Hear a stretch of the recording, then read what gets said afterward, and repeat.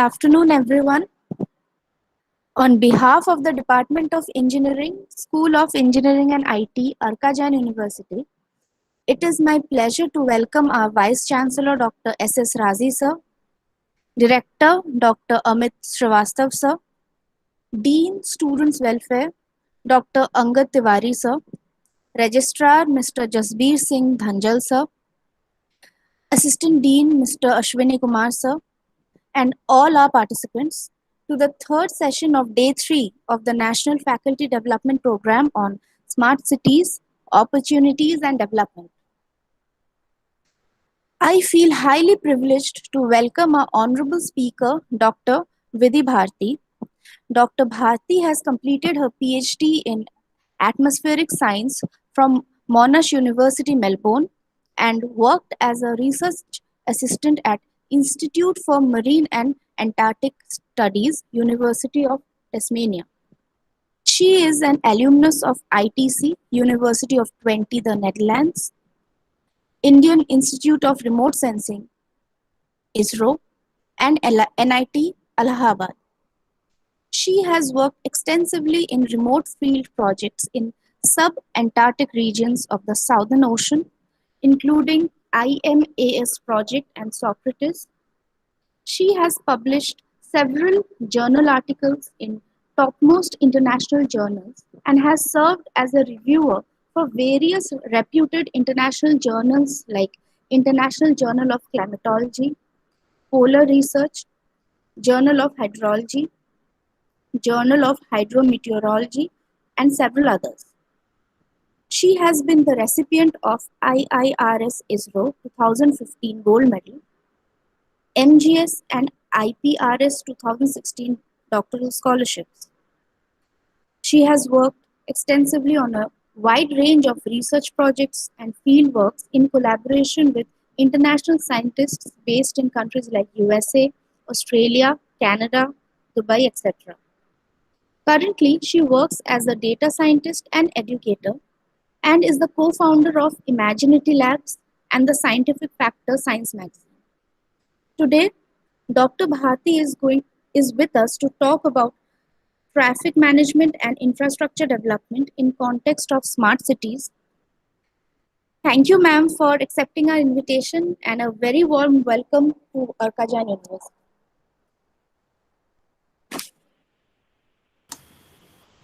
Thank you so much for the introduction, and thank you so much for inviting me. I'm really feeling very happy to present something to this unique workshop. I will try to share my presentation. I'm not really familiar with Google Meet, so.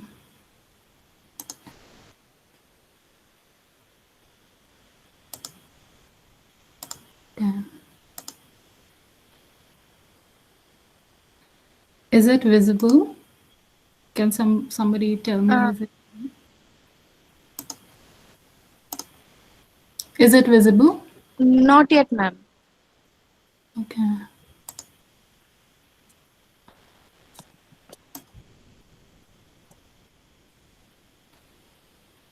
I'll share my screen.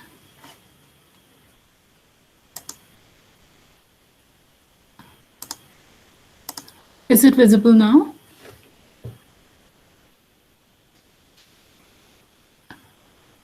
Can somebody please tell me if it's visible?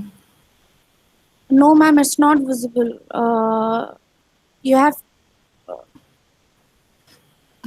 to press on present now and then a window, and you have to choose the window you are going to present. A window, okay.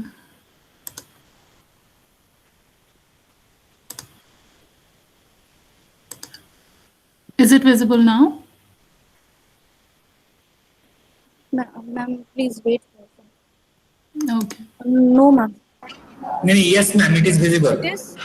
Okay. It is visible, ma'am. Okay. Ma'am, it is visible. Okay, great. Thank you.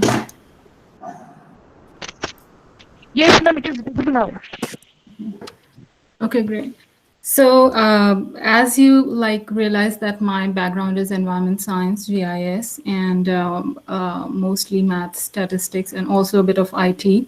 So, traffic management, like I wouldn't say that I'm an expert on this topic, and I'm sure a lot of people must have spoken about smart cities in earlier sessions.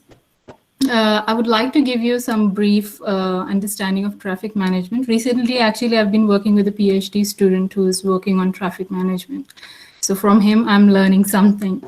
So my apologies if I make any mistake. Once again, thank you so much for inviting me. First of all, I would like to give an introduction about myself. Recently, I've been active as an educator and more as a entrepreneur. And for the past few years, I've been very active in research and I've published a lot of papers. I've completed my PhD in atmospheric science from Monash University in Australia. And I've completed my master's in remote sensing and GIS from University of Twente. So like I was very much in academia, but last year, like I plan on doing something related to bridging the gap between academia and general public. So that's what I realized during my academic years, that there's still a lot of things need to be done in bridging the gap between the general public and the scientists. So thinking of that, along with my sister, I started the Scientific Factor Science magazine. And we got like an excellent response from the scientists all over the world. Like everybody welcomed the idea. And what we do in Scientific Factor is that we invite researchers, academics, and even postgraduate and graduate students as well who are working on some research project or even industrial project as well. So if they want to share their research stories in their own words, because what happens is like when a scientist talks to a journalist and their article and their research is published into some news article, it gets distorted in some way, and some information is lost. So that's why we thought of starting this idea that we should let the researchers directly come up with their research and talk about it on a global platform. So that was the idea about the Scientific Factor, and it's all completely free, so you don't have to pay for anything. And then we started Imaginity Labs. So basically, Imaginity Labs, we realized that in India specifically, and not just in India, but in a lot of other countries, especially in developing countries, like the students are not working or getting enough experience working on projects directly. So the knowledge base is very theoretical, very theoretically oriented. So the idea was that that we should start something where students are more involved in building their soft skills and employability skills along with their knowledge, because Indian students are very intelligent all over the world. But what happens is like in their early years, they don't get enough opportunities to work on the projects directly. So that's the main idea about starting all that. And currently, like we conduct like trainings and workshops and mentoring programs. And I also realized like in India, like the idea of mentoring is very new, and a lot of people are not familiar about it. Like they think that mentoring is about psychological counseling, but it's not. Basically, mentoring is about like telling somebody, some experienced person is telling you how to build a career or giving you a step-by-step guide. Maybe if you want to be a researcher, so somebody, an experienced person telling you like how to be a researcher, showing you the way, that guru, shishya, parampara, that thing. So, and also we do publishing as I discussed, like on the Scientific Factor. The project-based training is we are emphasizing a lot, and we are going to start soon some batches on project-based trainings. We also provide personal and group sessions, and we are happy to collaborate. And recently we did conduct one webinar on career readiness, and in future we are also planning to conduct more webinars. So that's all about what I do and what my company does. So let's get to the topic.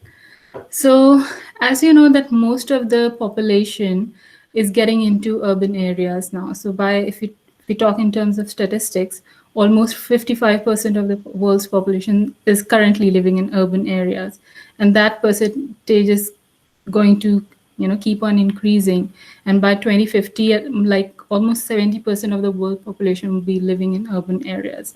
So that's a lot of pressure on like urbanization and on city infrastructure. So if we just talk about in terms of India, so currently the Indian population which is living in cities is around 400 million, and which is going to increase further by 57% by 2036. So given like we don't have a lot of very developed cities in India, that's a lot of pressure on already existing cities. So by 2030, the projection is that around 40% of India's population is going to reside in cities. So that's a very short time to prepare for such a rise in population. So why we are talking about smart cities nowadays? So how did this concept of smart city come up? So basically, the idea of smart cities is that we have a lot of technology, especially in the past 2 decades, we had a technological boom. So I don't need to give you a lecture on that. You're using a device which is more powerful than the computers which were used to reach the moon. So you can imagine like how much power you have in your hands right now. So the idea of smart cities, like using that power, using that technology, we have to create a better quality of life for the majority of the world's population using that technology. So basically, the two words are the important concepts here. The first thing is the smartness. How do we define what if a city is smart or not? Are they just like building skyscrapers and having a high population or having a nightlife? Does that mean a city? Or like what is smart city basically? And then the other important concept is the quality of life. So we are not talking about the quality of life for one person or for a group of people. We are talking about all those people who will be living in cities. So we want a collective better quality of life for all those people. So quality of life cannot be measured with just one statistics or through one scale. So I came across like these 6 points which cover the quality of life. So basically, if you're living in a city, it has to be safe for everybody, and not just for people. It has to be safe for the assets, for the resources, for everybody in all aspects. For children, for women, it has to be safe. The other thing is that the cost of living. Currently, like unfortunately, the polarization of the wealth is increasing day by day, like pretty much in all countries. So which is not a good thing. So we have to bring down this cost of living for everybody. So the idea is that if you're having a good quality of life, that means you're not spending a fortune to afford it, right? So and another thing is that environment.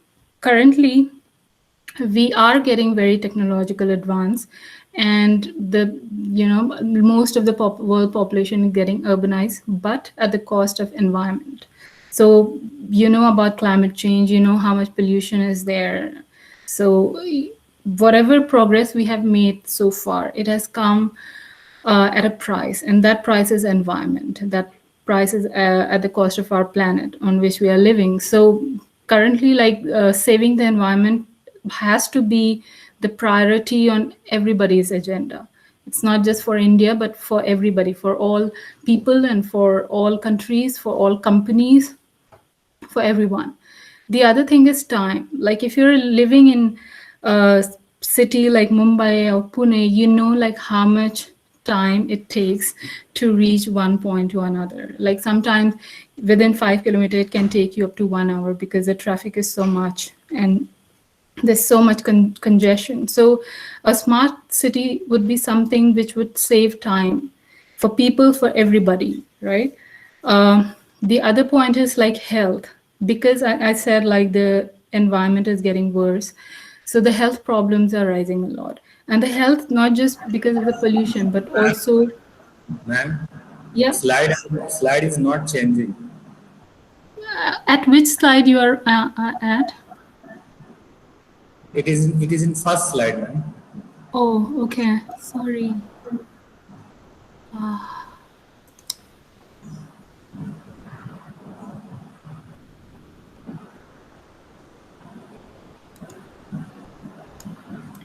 Is it visible now? 1 second, ma'am. I'm on slide 7. Yes, it is now visible. Okay.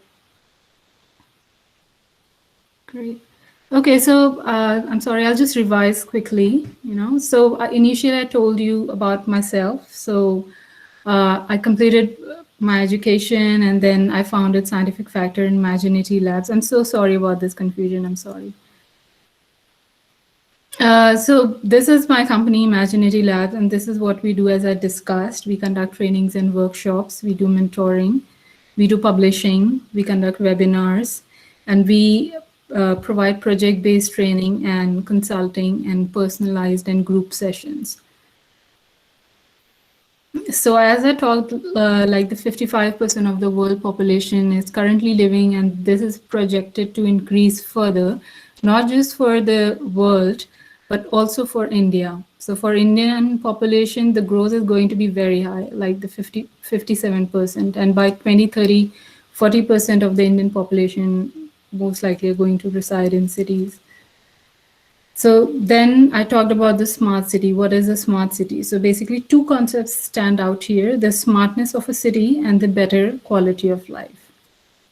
Right? Yeah, so I was talking about the quality of life. So basically the quality of life, is defined by many terms. So here I've picked 6 terms which I think are the most relevant here. So I was talking about the health factor. So like if you're healthy, then you're happy, and then only you can enjoy your life, right? So having a good health, not just in perspective of air pollution, but also what you're eating. So whatever is being produced, is it like does it have enough nutrients? Is it enough for your health? Whatever drugs you're taking, like pretty much everything. So that you're having a long, healthy, happy life. And this is not very far-fetched because in a lot of countries it is already happening. Like talk about 50 years ago, the average age of the population was quite low. But through the medical changes and the technological breakthroughs, now we are expecting a good, old age, average age of people, I think by 75 or 80. So there's still a long way to go, but if we are planning to have a smart city, that should also comprise, have people having good health. The another thing is connectedness. So in today's over-connected world, I don't think I have to overemphasize this term, but connectedness doesn't mean that you have to post like every few seconds, you have to post something on Facebook or Twitter, but also in terms of emergency preparedness. For example, if you're in some remote area and you have some accident or some mishappening, so how do you convey it to authorities or the helping authorities immediately? So that's the kind of connectedness I'm talking about here. So if you're imagining a smart city, a city of future, these 6 things have to be fulfilled. Okay, so what is smartness? Hello. Yeah. Hello. Yes. Excuse me, madam. In the quality of life. Yeah. Ma'am, please continue. Okay, sorry. Okay, so if you're talking about smartness, so the smartness, basically, as I said, that it is coming out of the technological advances that we are having right now. So we are living in a world where each device is connected or can be connected to other device and sensors around you, not just your personal devices, but also CCTVs or your traffic lights, like these kind of devices and sensors I'm talking about. Also GPS. GPS is a very good example. So we are living in a world where all these devices and sensors are connected and they're analyzing data every second. So what is happening is like you're feeding them information unknowingly. For example, you're traveling from one location to another, you're going to bank, or you're not even like you are doing some transaction from your bank, you're buying some product online. So all this data is automatically getting fed to these interconnected devices. And what it's doing, it's like analyzing data, and it is creating some decisions, and it is helping the behavioral change of people, right? So one of the good example I can think of is like the ATM machines. Initially, like 30 years ago, you had to stand in a bank line to deposit or do some any kind of transaction. But then ATM machines came up, and they smoothened the process. They made things easier. Now you don't even have to go to ATM machine. You have a banking app on your phone, and you can do any kind of transaction to anybody, right? So this kind of behavior change happened. Like if you expected your parents or your grandparents to, just do banking transaction on your phone, probably they won't be very accepting to this kind of change. But the new generation, it is already accepting, right? So we are already headed toward those kind of changes, that smartness I was talking about. Okay, so there was a survey conducted by McKinsey, and what they did was they singled out some cities in each of the continent, and then they created 37-point system based on the technology-based sensory communication open data portal. And they created the marking system for all the cities, and they tried to see how advanced our cities, how smart our cities are. So here I've just included Asia Pacific because it was a huge survey and there was a lot of results. So if we just talk about the Asia Pacific, Singapore is leading and it still has just 25 points. And if we talk about India, there are only 3 cities which are making to the mark, and those are Mumbai, Pune, and Jaipur. And Mumbai is the highest, and Jaipur is still, it's 2 points in it. So it's, our cities are not even halfway through, right? So India has a long way to go in building a smart city. But what are the progress towards being a smart city? So this is the deployment of smart city applications, and the points were 55. And it was conducted based on the applications based on mobility, security, utilities, healthcare, basically quantifying the attitude towards becoming a smart city. So that is, I think, is more helpful and important.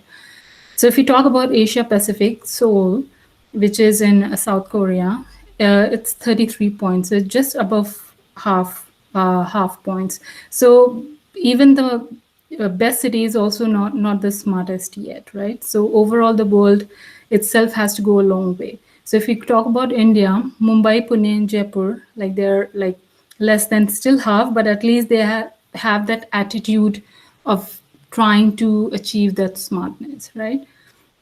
So at least we are trying, that's the most important thing. So yeah, so Smart Cities Initiative for India,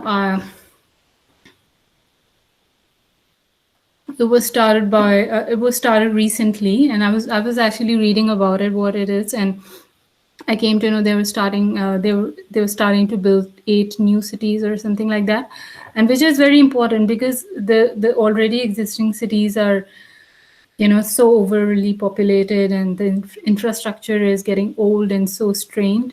So even though like India has started to become a smart, more towards the smartness of urban cities, but still we have a long way to go, and especially in controlling the population and towards building good infrastructure, right?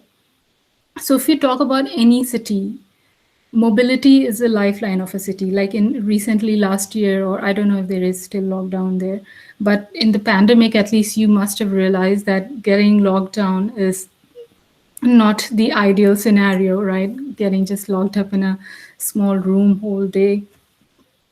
So if you're living in the city, you must have missed the city life. And then at that time, you must have realized the importance of mobility, right? So if you are thinking of a smart city, it has to be mobile. It has to be accessible. It has to be safe, right? And mobility is not just for people, but also for a lot of things. Supply chain, it's such a big industry now. People are buying more and more stuff. So one person sitting at one corner of the world is ordering stuff from another corner of the world. So this kind of mobility I'm talking about, right? So without mobility, we cannot imagine a world which is connected. So if we talk about India, it adds 50,000 cars per day. So the cities are already overcrowded and congested, and there's not a lot of good traffic systems. And already people are adding 50,000 cars per day to the congestion and pollution on its streets, right? So you can understand the importance of traffic management, smart traffic management in near future, and even now, not just in future.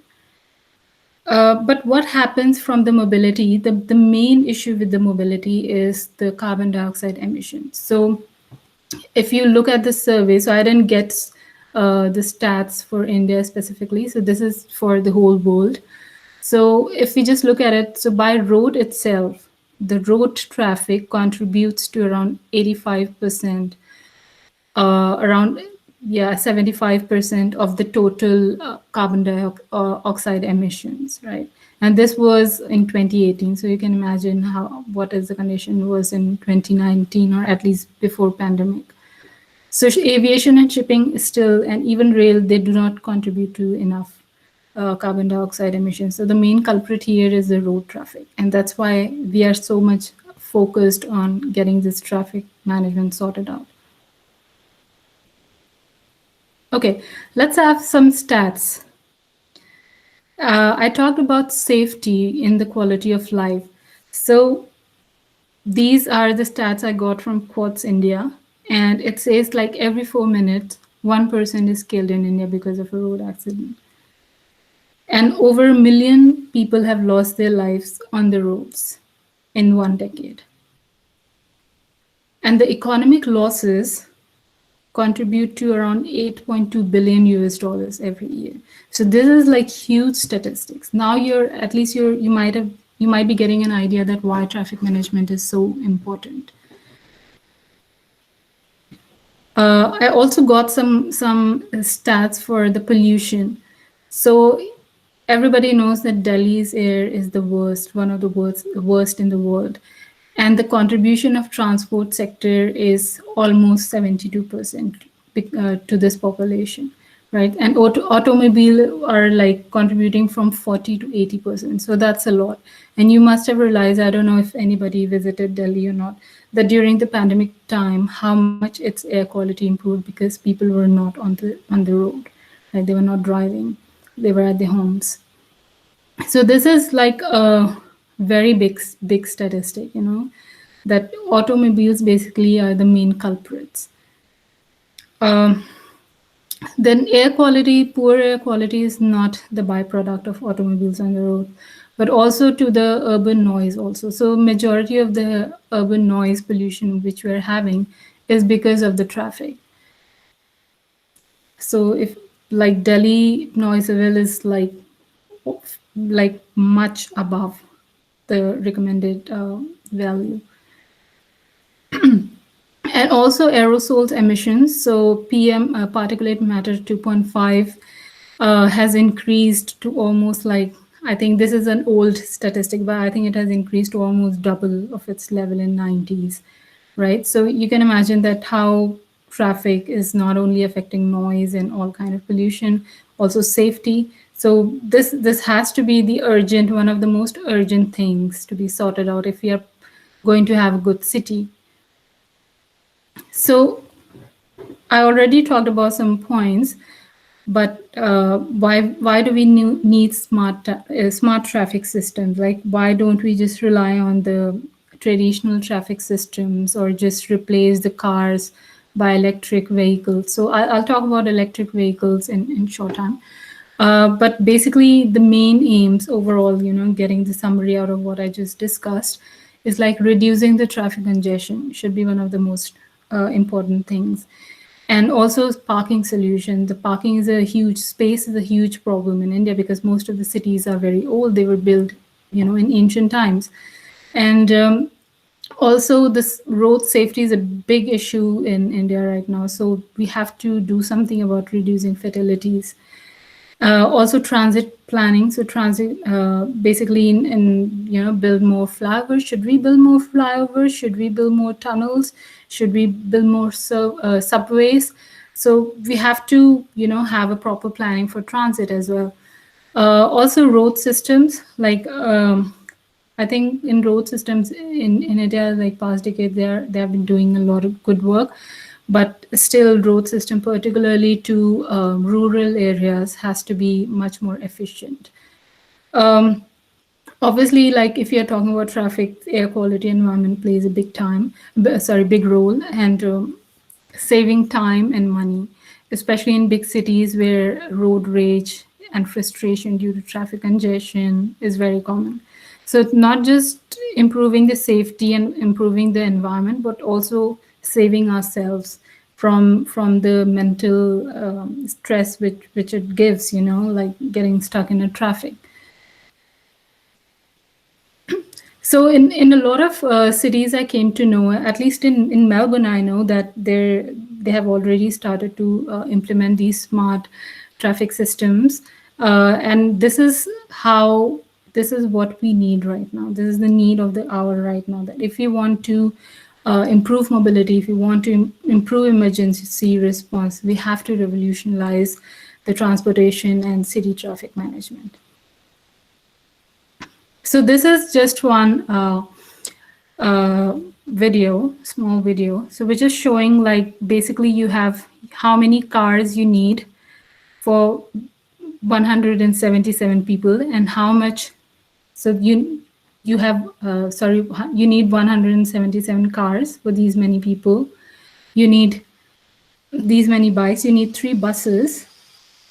But you need only 1 tram. I don't know if you have ever sit in a tram, but you can imagine, like, having a good public transport system, how much space, traffic, and pollution it can save you from. So having a good transportation system is crucial, right? So imagine if, like, you're stuck in a traffic and you come across these many cars versus all these people stuck in one tram. Okay, so now at least you might have got an idea that there is something called smart traffic management, but what it is exactly. So smart traffic management systems, these are systems which are comprised of technological solutions and which can be integrated at the authority level, at the municipality levels, at the vehicle level, at the personal levels, and also at the street level, right? So if you go on a street, there are cameras, there are sensors. So creating a system which interconnects the municipality, the people, and the sensors, the traffic sensors, so that there is a smooth flow of the traffic. So these kind of systems basically utilize sensors, cameras, routers, and automation to monitor, basically CCTVs or other instruments which can direct traffic, which can tell you about the congestion, which can help you solve problem. So overall, we are looking for a technological solution that can be scaled to any size, from a person level to authority level. And also it should be, very easy to use. It should be able to upgrade it at any time, just like any mobile app, right? I'll talk about an app later on. So basically the idea of traffic management is a lot like the IoT. So IoT is like Internet of Things. So having that idea that we have to create such an IoT that it acts as a smart traffic management system in itself, right? So if you're having traffic management, we will have to cover some of the aspects of it. So one aspect is that space management. As I said, like, Indian cities were built in ancient times, and Especially like if you go to Banaras, I mean, like the city, the lanes are like so narrow, only one person can go through them at one time. So if we are planning to have traffic management, we'll have to sort out space, the issue of space, issue of parking, right? So where the cars will be parked, where the bikes will be parked, where the three-wheel vehicles or the rickshaws will be parked. So this kind of space management, we have to figure it out. The other thing is that intelligent transportation system. So the fleet management, like I came to know that a lot of companies are already investing into automatic trucks and smart trucks, which can travel on its own. They're autonomous and they have very little emissions, but how efficient they will be in the long run, we have to figure it out. So intelligent transportation. The other thing is connected vehicle technology. So connected vehicle technology is the backbone of this whole smart traffic management system. Basically, the idea is that every vehicle, be it a cycle, be it a scooter, be it a car or a truck, it has to be connected, or it is able to connect in real time. While you're driving it, you should be able to connect to all the other vehicles nearby in real time, right? So the other thing is transit planning. So as I said, building good roads, better roads, connecting them, optimization of routes, having flyovers, should we have a flyover, building bridges, tunnels, subways, these kind of things in transit planning, right? So if we are imagining a smart traffic management, at least these four things have to be sorted out.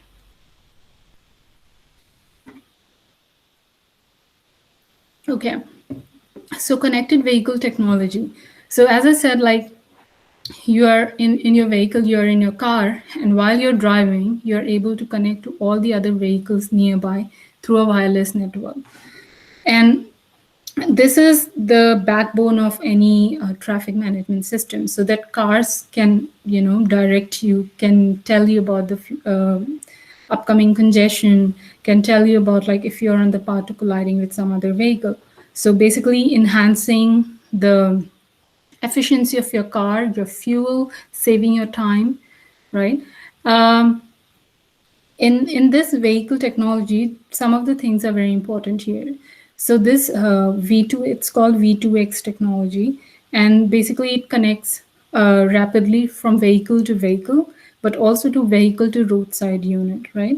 So so I'll discuss about V2X as well later on.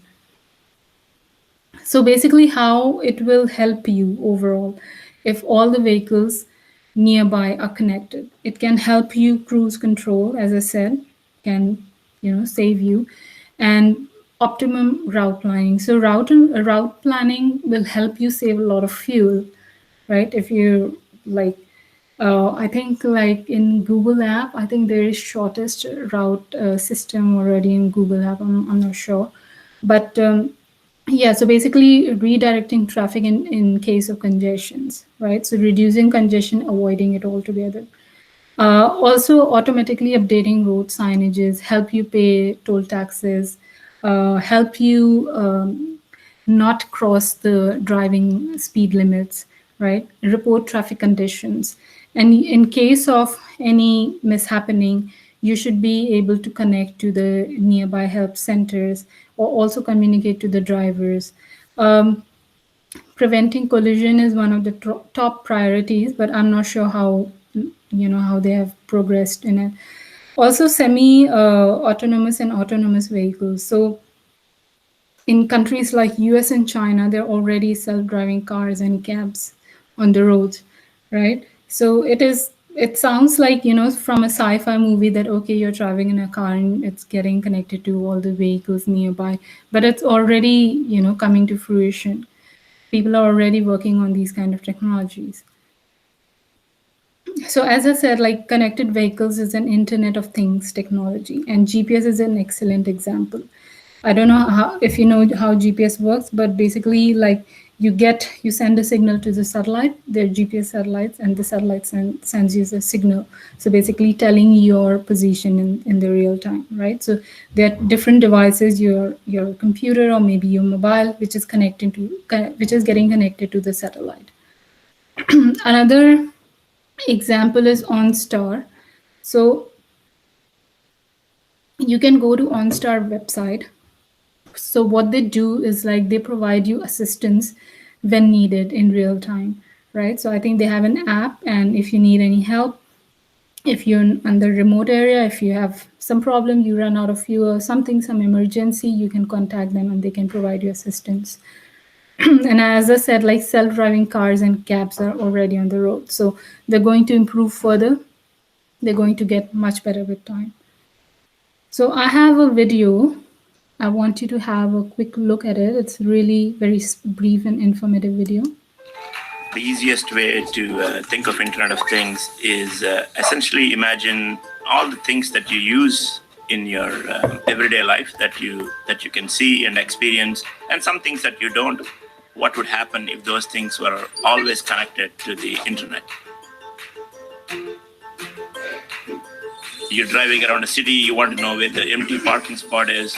Your car is connected to the internet, the parking meter tells you where the empty spot is, and you go and park.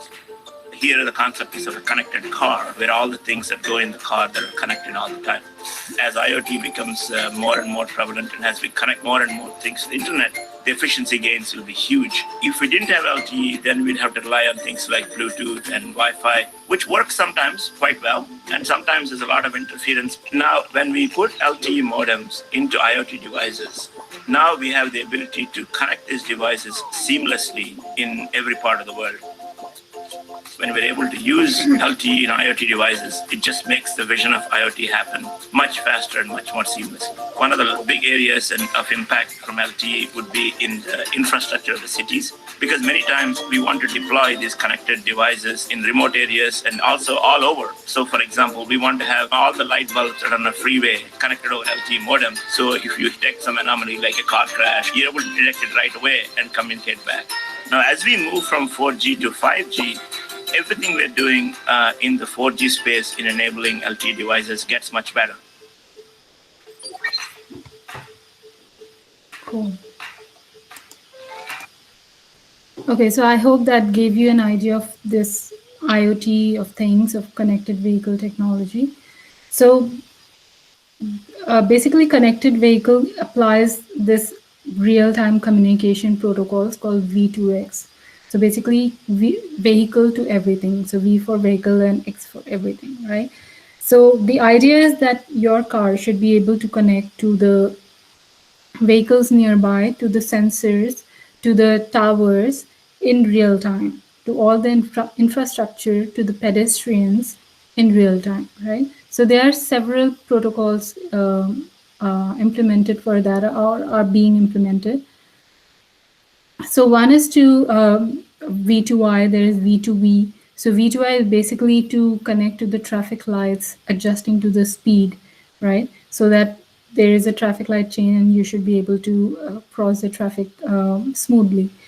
Also for preventing collisions, V2V, or any kind of hazard related protocol, V2V. And also for pedestrian and cyclists, V2P protocol. So these kind of protocols, they're like good to know. Like if you want to know more about it, you can Google them. But I think it's a good technology to know more about it. Yeah. So there is a brief video. I think like it will help you understand like what is V2X technology.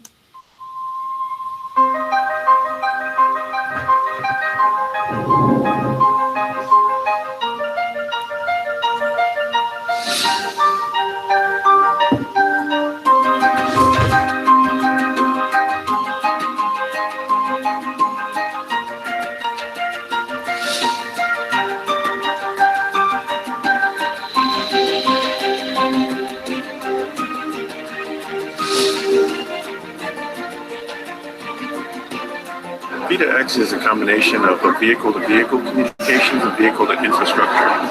What we've done is take like a navigation system, like a GPS, like people are used to in their cars or in their cell phones, and we use that sensing technology about where we are, how fast we're moving, and in which direction we're moving. We actually broadcast that information 10 times a second to the surrounding vehicles around us. When they receive that, they can use the onboard computer to calculate where the cars are going to be, and if there's going to be a hazardous situation or a crash, we'll warn the driver through an audible or visual kind of alert to make them more aware of what's going on around them. We also use V2X technology from a vehicle-to-infrastructure standpoint to talk with traffic signals. That way we can advise the driver of green light or red light, and they can pattern their driving behavior to be a little more efficient from a fuel standpoint.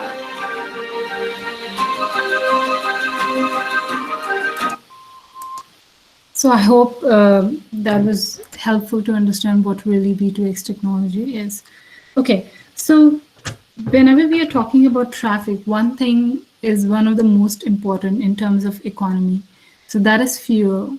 Currently, like India is one of the biggest natural oil and gas consumptor. So fuel management is one of the biggest priorities in terms of smart traffic management. So not only in terms of saving, but also having a better life for your vehicle, and also giving you like good warnings and help extend the life of your vehicle as well. So there are a lot of things in fuel management. If you talk about fuel management, like if we are in a smart traffic management system, it should have the automated odometer readings. It should tell you when your vehicle needs the inspection or service time. It should tell you like how much fuel is left and how much distance you can travel in that much fuel, and when you should, where is the nearby gas station, these kind of warnings. And also related to your vehicle itself, for example, when do you need to change the tire pressure, or have the fluid warning, and these kind of things. It should be automatically inform you, so that you don't have to stress about these things, right? So one of the most important thing is also like minimizing engine idling and speed limits. So speed limits and idle engine are one of the leading reasons for a lot of pollution. So if we are able to manage that, that would definitely save us the fuel and also maybe reduce the emissions, right? The biggest thing here is that there is a rise of electric vehicles. So you must have heard about electric cars, and like here in Australia, you can now buy electric cars.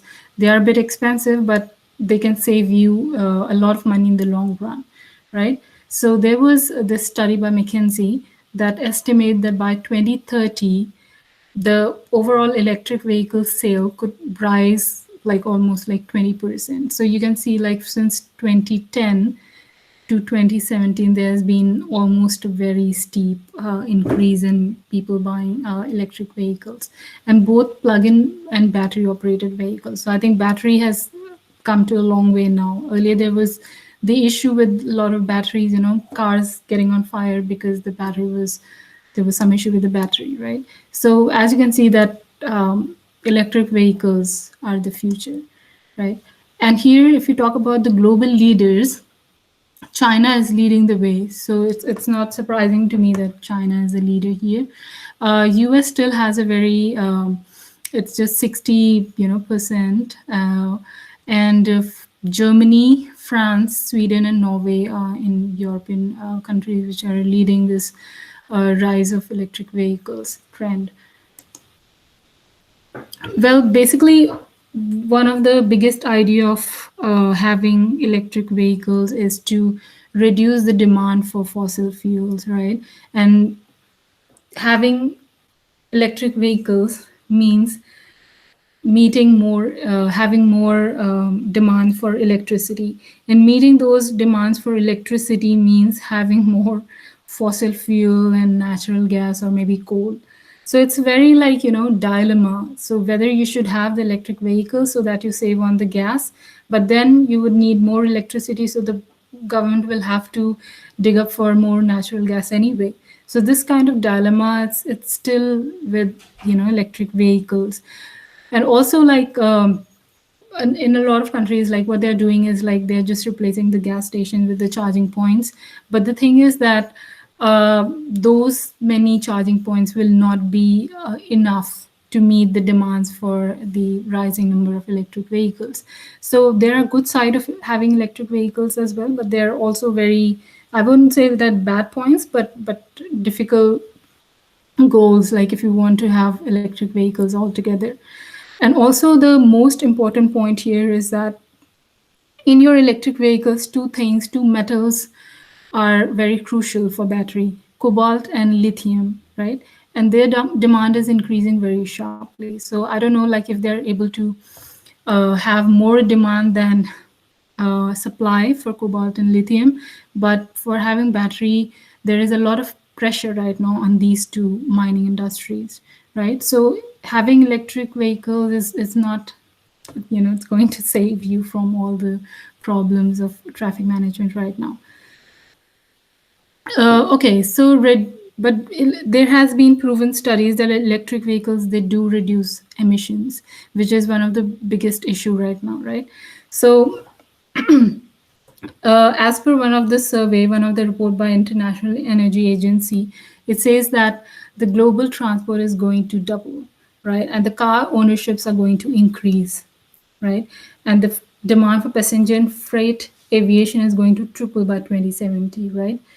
And electrification and hydrogen technologies, they are able to decarbonize, you know, within decades. So decarbonization is one of the focus things in having electric vehicles right now. So more and more people, especially after pandemic, like, you know, carpooling is getting less popular given we have the pandemic situation. So more people are inclined to have solo traveling. So more people are inclined to maybe they will buy more cars, right? And having a lot more fossil fuel cars is not going to be very feasible. So obviously the shift is going to be towards electric vehicles, which would be good for emissions. But again, there are some problems related to, as I just discussed, related to having more pressure on mining industry, right? If you talk about just electrification and hydrogen, they have the capacity to phase out the emissions from motorcycle by 2040, railways by 2050, and small trucks by 2060, right? So even if we are not able to eliminate completely from cars and, you know, road transport by 2070, but at least they are going to play a big role, right? And in United States, China, and Japan, they are already, you know, supposed to phase out the conventional vehicle as early as 2040. So these are very promising figures, but there are still some problems related to that, especially when it comes to long distance road traveling by aviation and shipping. These are very difficult to, you know, remove and decarbonize. So most probably these long distance road transport are still going to run on fossil fuel for a very long time, right? Because the issue here is that the batteries are not powerful enough to run the trucks for a very long time and that size of the truck, the batteries are not powerful enough, right?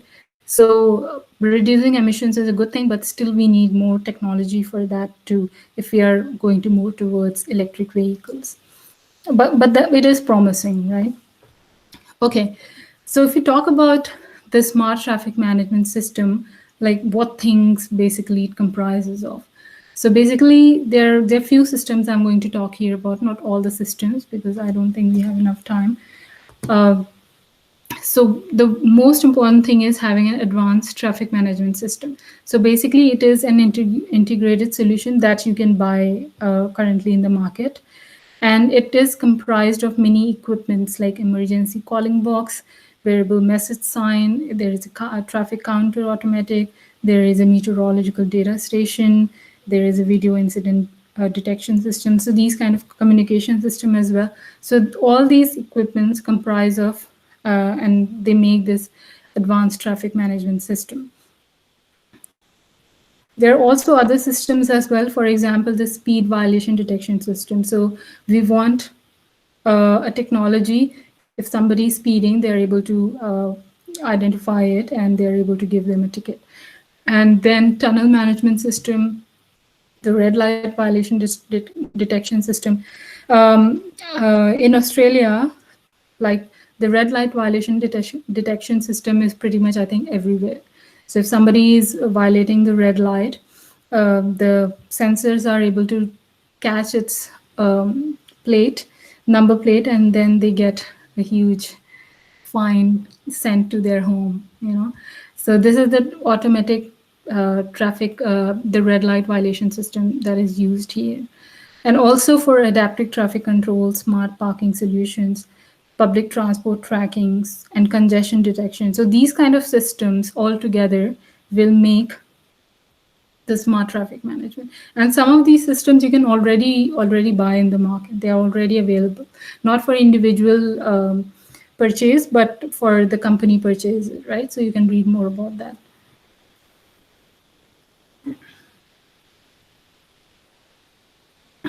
Okay, so another very important thing is micromobility.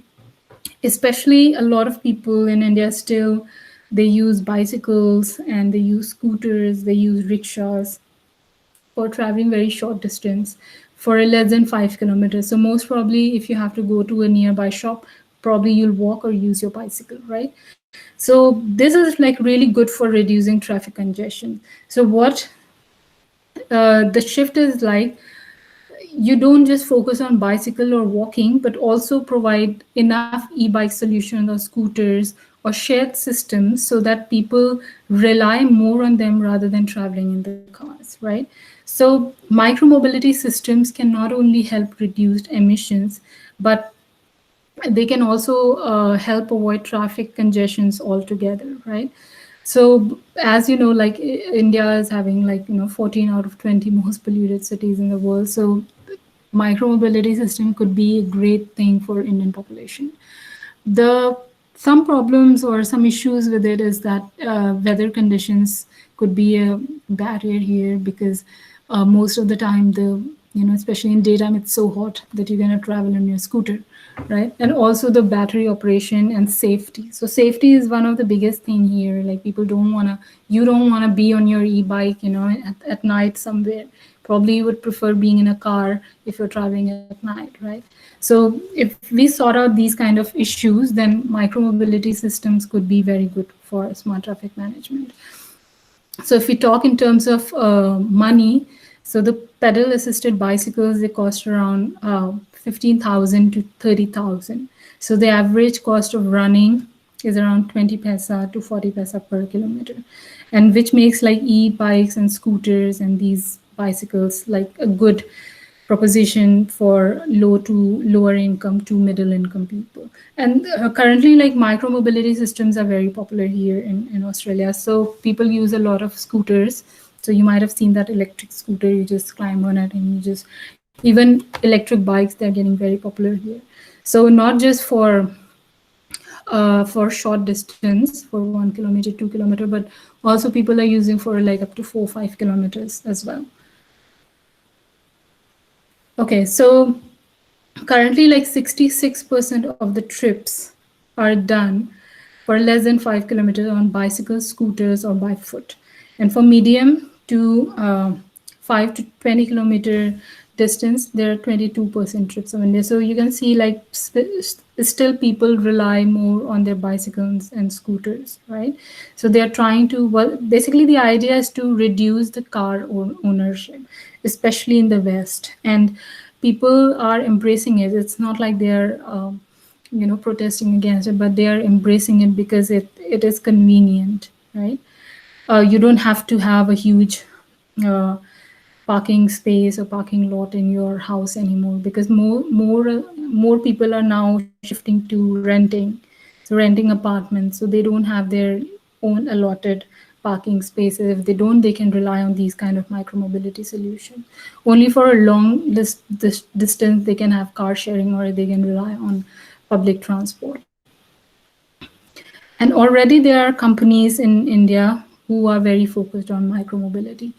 So there are companies like Rapido. I don't know you've heard about it. So basically, they're having this shared two-wheelers, and also for mini scooters, companies like Mobisi and Lime Bike, they are bringing these kind of easy and cheap mini scooters, which are very cost effective and also very convenient for one person.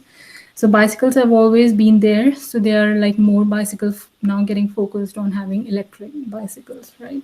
So these companies are already in the market and you can know more about them. So if you just talk about India and how it's going to grow in future, so the prediction is that up to like by 2025, 44% rise is going to be in electric two-wheelers market, right? So people are embracing it, especially like the three-wheelers or the rickshaw. You might have seen electric rickshaw on Indian roads. So by 2026, most probably 80%, there will be 80% electric rickshaws on Indian roads, which is a very good thing because I think these rickshaws are one of the main reasons for a lot of pollution on Indian roads. Also, especially the electric scooters, by 2030, they are going to exceed 2 million sales, so which is a good stat. So overall, the new generation and the people now, they're accepting this kind of micromobility solutions. And it is not going to slow down at all. It is going to continue rise, especially when we are having this kind of pandemic situation. So people basically are preferring their own vehicles, even their own scooters if they don't have cars, right? So the trend of micromobility is going to increase. So if you're planning to have a business, maybe start something in micromobility. The only thing is, the only issue is that we do not have adequate infrastructure, especially not enough sidewalks and bicycle lanes. And also there is an issue of safety. Yeah, so like maybe you've parked your bike somewhere, so there is an issue of vandalism or stealing. So if these a couple of issues are sorted out, so I think micromobility is going to be very popular. Okay, talking about the smart apps. So if we have a lot of different systems interconnected, sensors and technology interconnected, we would need a lot of apps as well.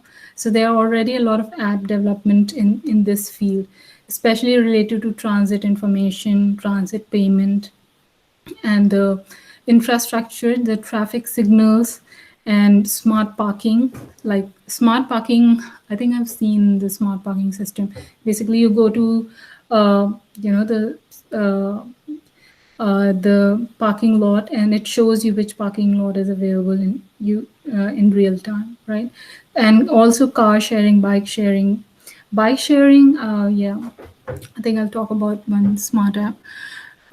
Yeah, real-time navigation. So if somebody is planning to build smart apps, basically most probably focus on these directions, for smart traffic management. Okay, one thing I was very excited to talk about was this mobility as a service solution. So mobility as a service is, if you have heard about this term, software as a service. So what it is, basically, it's like having traffic options like you have Netflix. So basically, it's a Netflix business model. So like you have all the TV series, documentaries and movies and all together in one platform called Netflix, right? So the idea is that you have this kind of integrated platform for transport or traffic as well, right? So you have a different transportation system, probably even like, for example, buses, trams, bicycle, cabs, these kind of integrated, these kind of systems in a one integrated platform. So already there is an app called Vim, which is run in Helsinki in Finland. And actually I tried to download this app and I couldn't access it, but at least I got the idea that like what it is. So you have all the modes of public and private transportation in that app. You, like as I said, bus and car share or cabs or bikes, right? And in that app, you can select your destination. So it can tell you like, if you want to reach from point A to B, probably you should first get on a bike travel for 1 kilometer. From 1 kilometer, you can get a bus at this time, and the bus will pick you up and then drop you maybe 1 kilometer away from your point B, and then you take maybe cab or car share or something, and then you can reach your, basically like all kind of transportation system in one app, right? And you can pay within that app, so you don't have to pay cash or anything. So everything in just one service. So this is how this WIM app looks like. So you can see like it shows you a map, basically like where you can get the trains, buses and trams. And you have the option to travel by public transport, bikes, scooters, taxis. And if you take a bike, it can show you the cyclist ID, your PIN number, so you can access the bike. Actually, the shared bike systems are like gaining a lot of popularity. In US, I used this system, shared bikes. So basically the idea was there were some dedicated shared bike spaces where you can, everybody parks the bikes there. You have an app, you scan that app and your bike unlocks itself, right? And so you take the bike, you travel to the destination, and you park that bike to the nearest bicycle station again, right? So, and that bike, it records the kilometers you have traveled and the money you are supposed to pay. So it automatically deducts from your app. So this is like very, very convenient. And in future, mobility as a service might be very popular. Okay, so there are some major advantages to this MaaS service. So intermodal travel, as I discussed, but also you don't have to worry about tickets. If you forgot your wallet, that's okay, it doesn't matter. And also the payment and enforcement is like, you don't have to worry about payments, like it automatically, recharges itself, like you recharge your mobile phone. And so basically it's a like no stress solution for all. The only obstacle here, or I would say the big obstacle here, is having an infrastructure, right? So you have to have such kind of infrastructure where you're able to get the bike and make sure that nobody steals that bike away, right? Then all the transportation operators have to cooperate well. And also the data providers, like, you have to make sure that your internet doesn't go away while you're traveling on these systems. So if these things are sorted out, then I think mobility as a service can be very successful. Okay, so till now I just talked about all the good things about smart traffic management and all, but things are not as easy as they seem, especially like when we are talking about some technology which is so huge that it comprises all the,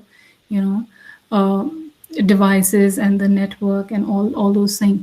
So one issue here is that sensor overload, right? Your system or your mobile phone is overloaded with so much information, right? The another thing is too much surveillance. In order to make smart traffic management systems successful, we need to have a lot of CCTVs or cameras. That is a lot of surveillance.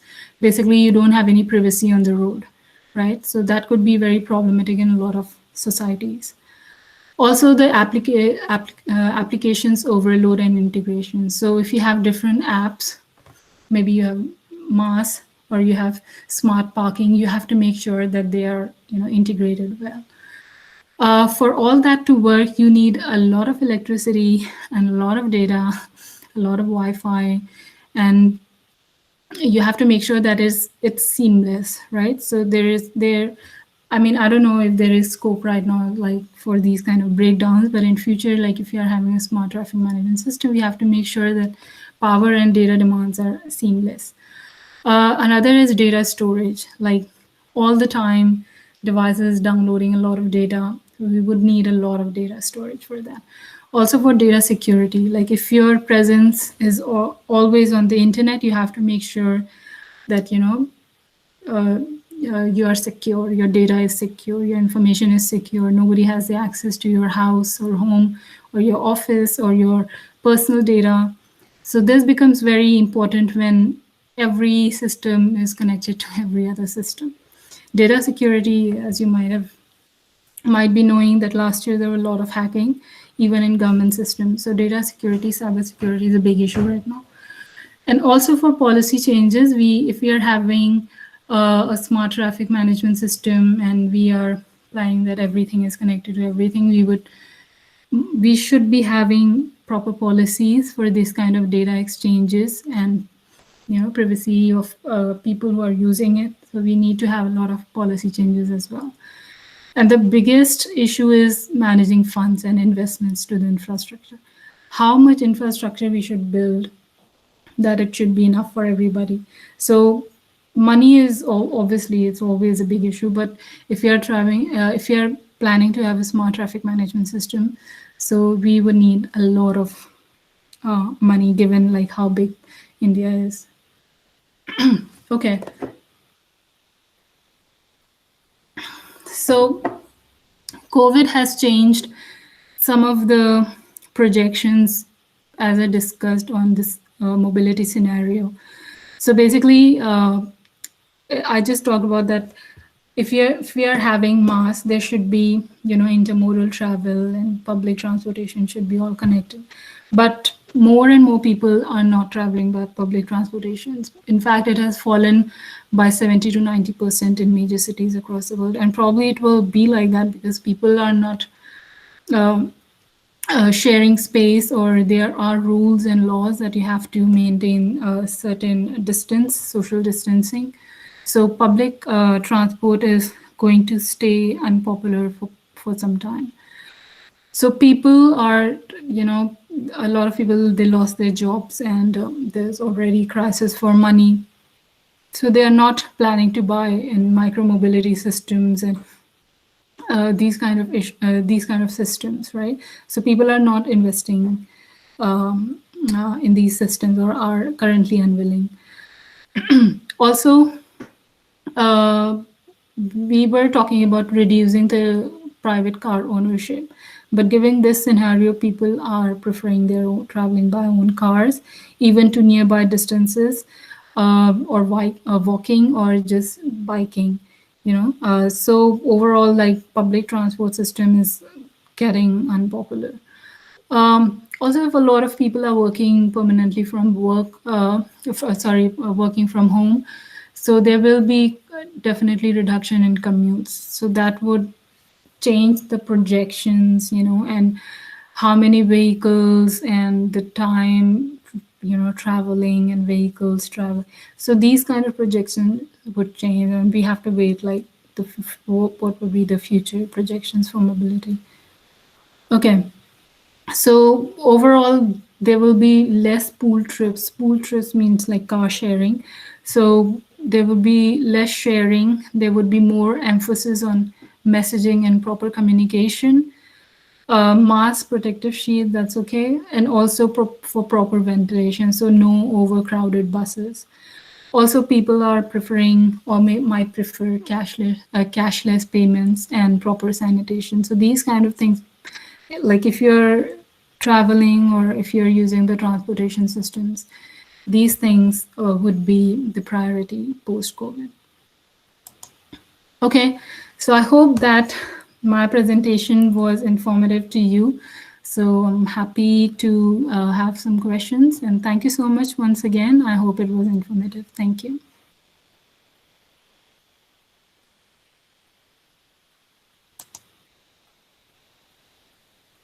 If anybody has any questions, kindly ask.